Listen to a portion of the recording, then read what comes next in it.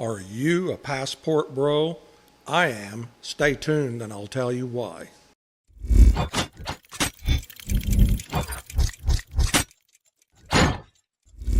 Why do you think so many men are traveling overseas to find wives in other countries? Men are traveling overseas to find wives in other countries? Why? I'm right here. I'm single. No, Why? I want to be married. If men are traveling overseas to countries that have less money and less education, it's because they want a woman who is dependent on them for their livelihood, for their resources, to have a good life. And I don't think that that is a good thing. But you think the reason that men are not satisfied with the women in this country and they're looking elsewhere outside Men aren't satisfied with the women in this country?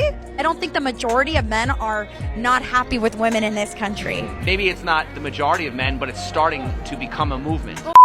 Go away. Go find your women wherever you want. If you're not satisfied, I don't know what to tell you. If you want a woman who barely even speaks English and just has to go for it.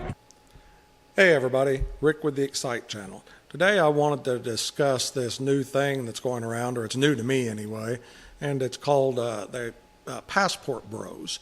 And I guess from what I've seen on YouTube, there have been a couple of viral TikToks to where black females had put out TikToks talking about why black men were getting passports and traveling to Southeast Asia to look for women.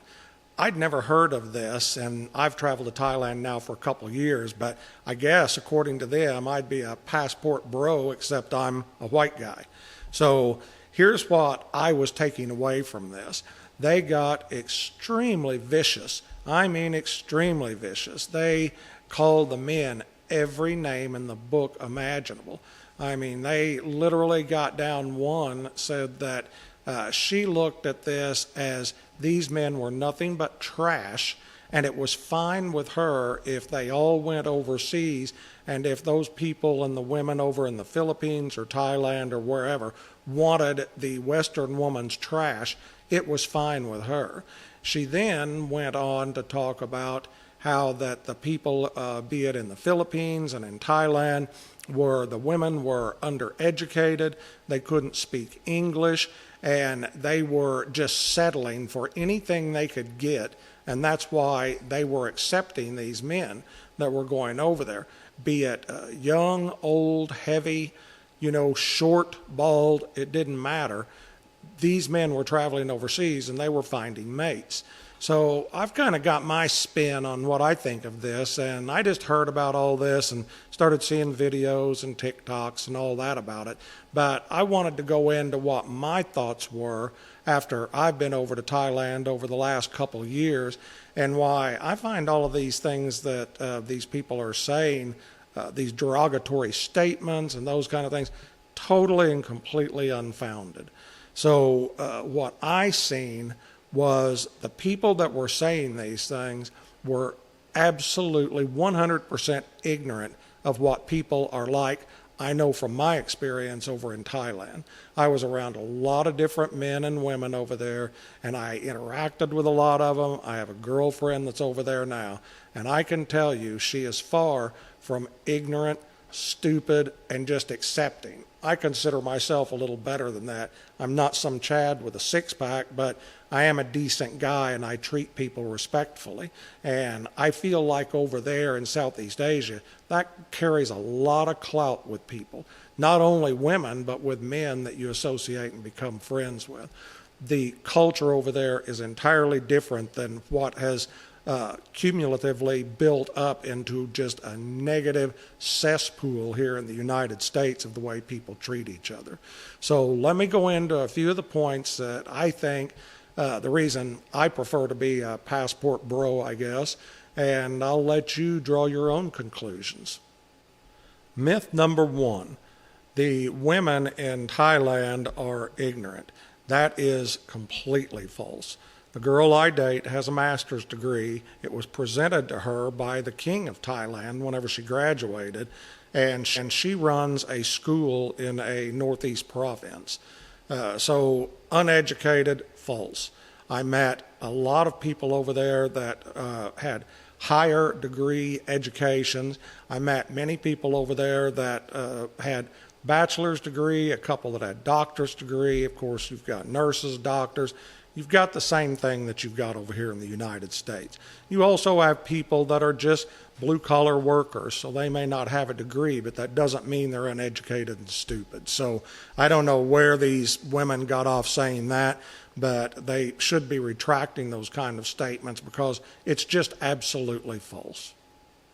Myth number 2, nobody in Thailand speaks English, or none of the women that these people go over and date. That's false. While a lot of times in Thailand you don't run into as many people that speak English, it depends on the area you're in. If you get out in the farm country and around the villages, that's true. Not many people speak English. What I found interesting, though, is a lot of them could understand what you were trying to convey in English. They just didn't know how to speak back. Some of them actually know how to speak English, but they're embarrassed. They'll say something wrong, and their perception of people from Western countries is they'll make fun of them. I tried to make it perfectly clear to them not to be afraid to try to speak, that it helped them and it helped me learn to understand them. But that shows how our culture here in the United States is headed the wrong direction. Whenever people that work out on farms or blue-collar workers in a different country may know how to speak some of our language, but they're paranoid to say anything because they're afraid we'll laugh at them or ridicule them. I found that to be pretty sorry and pretty sad, but after hearing and seeing these women on these TikToks, I understand why they think that, and they get that going around in their head. Myth number 3, these are nothing but desperate men, and these women here, we're looking at them like they were trash and worthless. That is absolutely 100% false. I met so many guys over there from other countries, from England, from Australia, from Norway, Sweden, Germany, and they were very educated men. Some retired, some semi-retired, some have retirement visas. They live over there 6-8 months out of the year, go back to their home country and take care of their business during the other few months, and then come back. They're actually very intelligent individuals because they know that their dollar goes farther for them in retirement over in Thailand. So instead of being over here in, say, the United States, to where you can't walk out of a grocery store without spending $200 or $300 for a family, you can go over there and you can spend $100 a month on food and be doing just fine. So are they poor? Are they ignorant? Are they trash? Absolutely false. Myth number 4 was that these women in, be it the Philippines or Thailand, were just accepting bottom-of-the-barrel guys because they couldn't do any better. I don't know where they came up with this concept because, again, that's false. These women over there that I met were highly intelligent. They were selective. The difference that I see between those women that are in Thailand anyway, I can't speak about the Philippines, but I can Thailand, is that they don't place the importance on looks, height, and weight that women in the U.S. do, or age for that matter. What they look for is stability and kindness, and somebody that listens to them and will care about them. So, wow. That's bad. You know, try to find a woman over here if you're 20 pounds overweight, you're over 50 years old and don't have a six-pack, you're not 6 foot tall, say you're a little bald on the top of the head. You know, see if you get a young, pretty girl to look at you, or if she's just going to be chasing after that 20 or 25-year-old guy. And that's what goes on here. Even the older women do that. And they say things like, I need to be treated like a queen and things like that. Bullshit. You know, the women over there that I ran into, being mainly a Buddhist population in their belief system, were so extremely kind. They were very, very polite. They smiled a lot. They're nice. They're kind. If you're kind to them, they can be extremely kind back to you. It's the way it used to be many, many years ago in the United States. Things have just changed with all of these woke attitudes that's going on. So that, another one, completely false that these women were saying on TikToks. No idea where they came up with that concept. So now I want to cover a few of the reasons why I'm over there, or I go over there, and why I have a girlfriend over there. It's far from what they say. I've already told you how she's extremely educated, has a very good government job, and is highly respected in her community. The reason I enjoy being with her is for several reasons. One, which I've already discussed, her kindness. She's a strong Buddhist in her beliefs, and she believes in karma. She believes in what goes around comes around. So she is very, very kind to people and nice. Even if somebody frustrates her or upsets her, I do not see her get angry. I do not see her pulling the being a Karen and yelling and hollering or stomping her feet like a spoiled child. She is calm, collected, and doesn't say anything. She always tells me that people that get angry like that are very, very ugly when they're like that. And in her mind, when she says that, she means they're not only unattractive, but they're unappealing to be around in every way. So she avoids people that are like that and looks at them with disdain whenever they act in that manner. So that concept for me was, I absolutely loved it. I mean, I don't know what else to say. It was so nice and refreshing from whenever I'm here in the States to see somebody that could be so kind and always smile and always get along with other people. It was a real nice change of pace. Another thing that I found that I really liked was how she gets along with other women.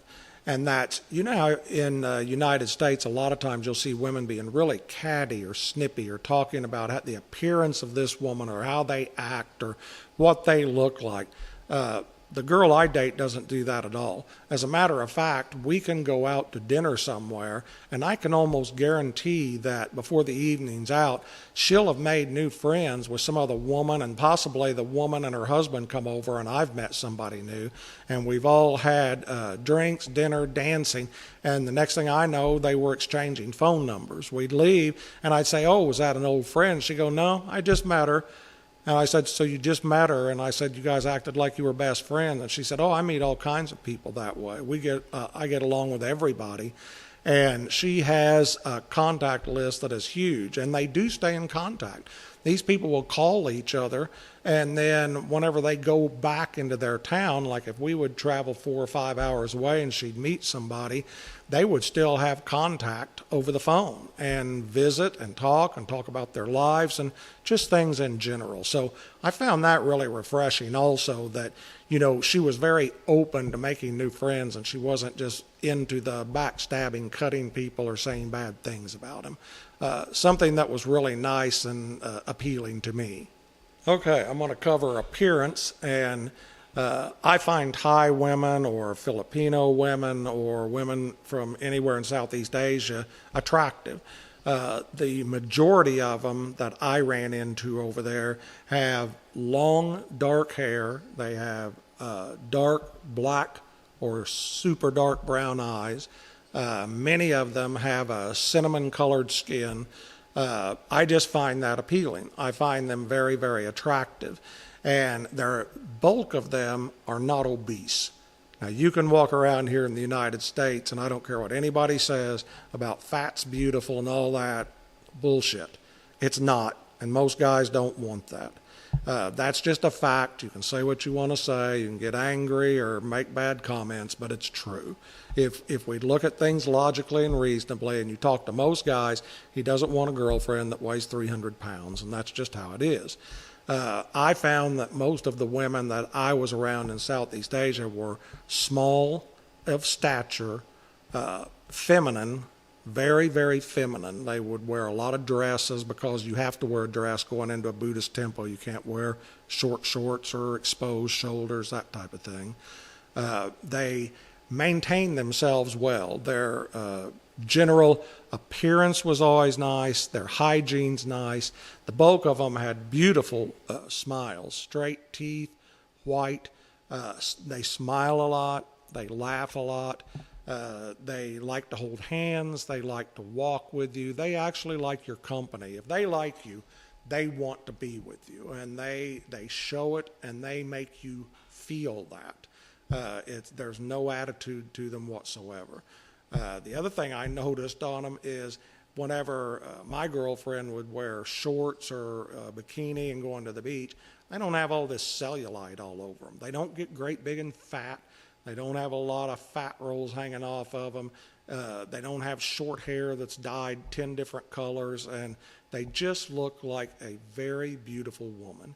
And I know that, some guys like that other stuff. Hey, that's cool. Whatever floats your boat. I'm talking about me, what I find appealing over there, and what I would imagine most of these so-called passport bros are finding appealing. And that's the focus of the topic, not whether what's being done in the United States or another country is right or wrong appearance-wise.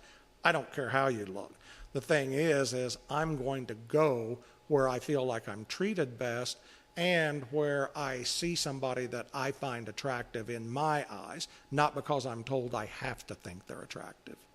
Okay, I'm going to give a real brief summary here if you've made it this far through this video.